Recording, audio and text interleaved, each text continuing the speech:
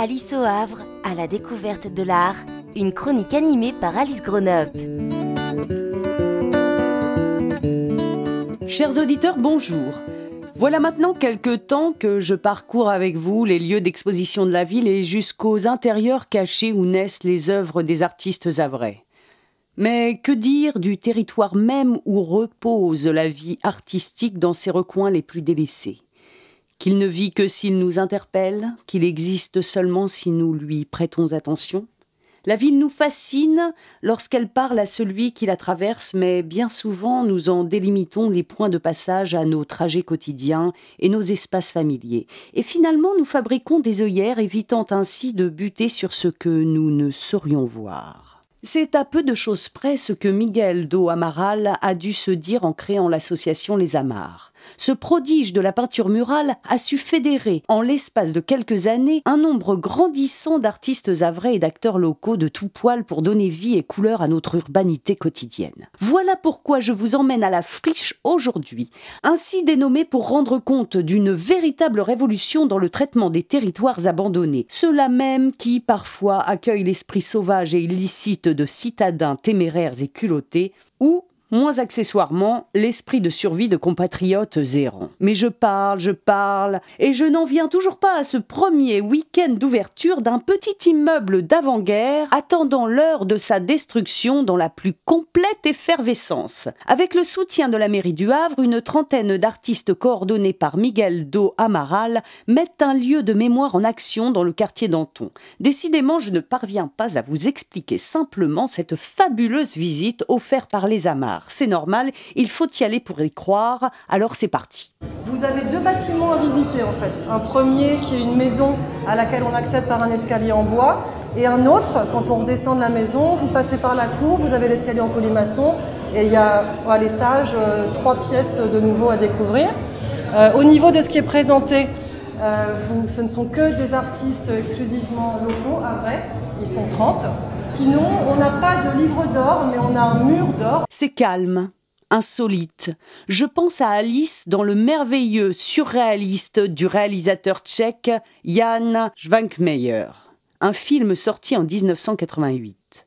Alice évolue dans un univers de craquements de bois, d'intérieurs anciens et vétustes, où la référence au quotidien transporte le spectateur dans l'imaginaire ébranlé de Lewis Carroll, à coups de surréalismes outranciers. Ah oui, de l'anatomie. Ça, c'est les premiers habitants du bâtiment. C'est quoi ça? Un chat. Je sais pas. Un chat, maman. Oui. Toute la maison est occupée. La séparation en appartements caduque, la piscine, le grenier, les papiers peints de l'escalier ou de la cuisine rampent sous nos yeux. Les briques, les fenêtres, la toiture s'animent pour rejoindre leurs hôtes incrustés sous la charpente. À même le sol et dans les murs, la mémoire urbaine chante l'art rupestre.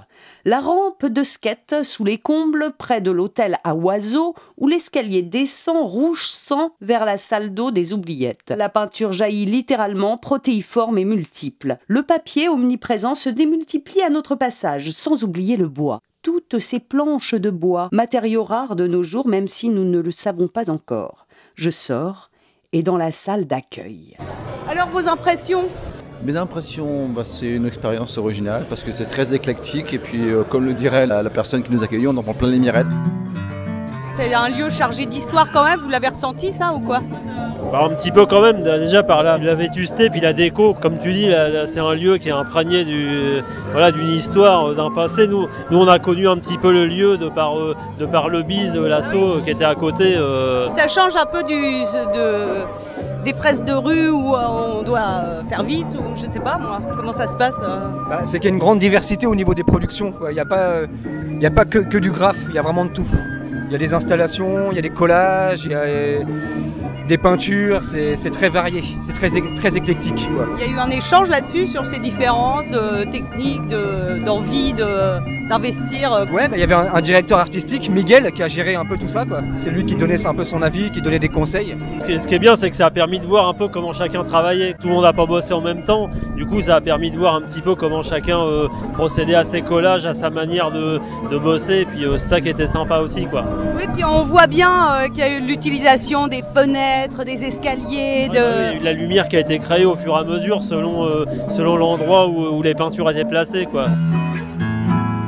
Vous avez pu filer un coup de main pour le reste? Ouais, aussi, oui. Ça a été surtout coup de propre, coup de balai, grattage des murs, du tri dans le matos, dans ce qu'on a pu récupérer, ce qui a pu resservir pour faire là du mobilier, tout ça, quoi. Merci à Kéro et Néphase pour cet éclairage sur les dessous de l'affaire. Depuis toujours, le quartier d'Anton a sa vie propre et ça continue. C'est la magie de l'histoire. Ce premier week-end enregistre plus de 700 visites sans compter les inscriptions échelonnées sur les semaines à venir et l'invitation à participer à la fresque collective. Chaque artiste a investi une pièce et partage son univers avec nous, c'est cool. J'aime beaucoup. Vos impressions, vous l'avez faite la visite là? Les impressions, j'aime beaucoup, c'est calme, car ils ont bien géré avec une jauge de 20 personnes.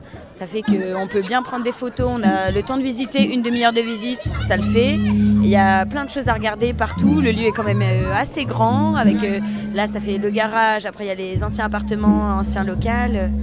Et non, j'adore, c'est top. Mes impressions, c'est un travail très diversifié, très varié, c'est très complet. Et en plus, c'est local.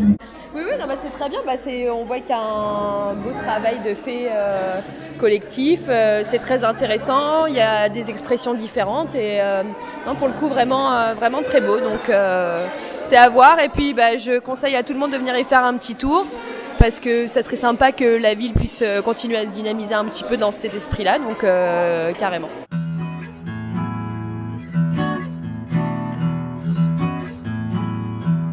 Ça a été un garage, forcément, a priori.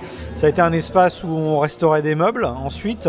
Et puis là, ça devient une friche artistique investie par une trentaine d'artistes. Voilà, on réécrit ça, une espèce de palimpseste architectural. Ce qui est assez drôle, c'est que quand on a visité le lieu, forcément il n'y avait rien, tout était vide, pas une seule couleur sur les murs, pas de dessin, rien du tout, et on a investi le truc assez rapidement. Et la seule chose d'assez marquant, la seule chose marquante qu'on a pu trouver, c'est quelques squelettes d'oiseaux morts en fait. Tout le monde a travaillé un peu autour du thème de l'oiseau. Voilà, personnellement, moi dans ma pièce, j'ai dessiné quelques oiseaux, mais je suis pas le seul en fait. On retrouve un petit peu partout des oiseaux, et ça c'est quelque chose qui a résonné certainement en nous. Enfin moi personnellement, le petit plaisir que j'avais à chaque fois que j'arrivais à la friche, forcément, c'était de me balader dans tout le bâtiment et puis de voir les évolutions. Et puis il y a des pièces qui sont restées super longtemps vides et se dire mais il se passe rien là. Et puis ouais, finalement il y a quelque chose, il y a un univers dans chaque pièce. Et ça c'est vraiment plaisant. On ressort de là, on est crevé, mais très très heureux. La fête est ensoleillée et ce soir-là, les visites se poursuivront jusqu'à 22h. Je profite de l'ambiance à la terrasse du Gavroche avant de repartir vers d'autres aventures et je laisse le mot de la fin à François Maître-Pierre, professeur aux Beaux-Arts du Havre. Moi je trouve que c'était une très très belle initiative, que des artistes puissent s'emparer de bâtiments en déshérence comme ça. Et ce genre de choses-là, il faudrait que ça se développe.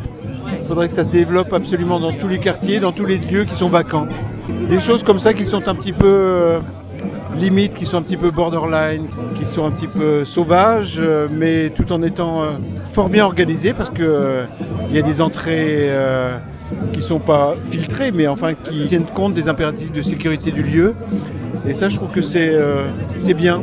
Les jeunes gens qui s'occupent de ça sont très forts, sont très professionnels. C'était votre chronique Alice au Havre, animée par Alice Grown-Up. Rendez-vous sur le blog aliceauhavre.over-blog.com.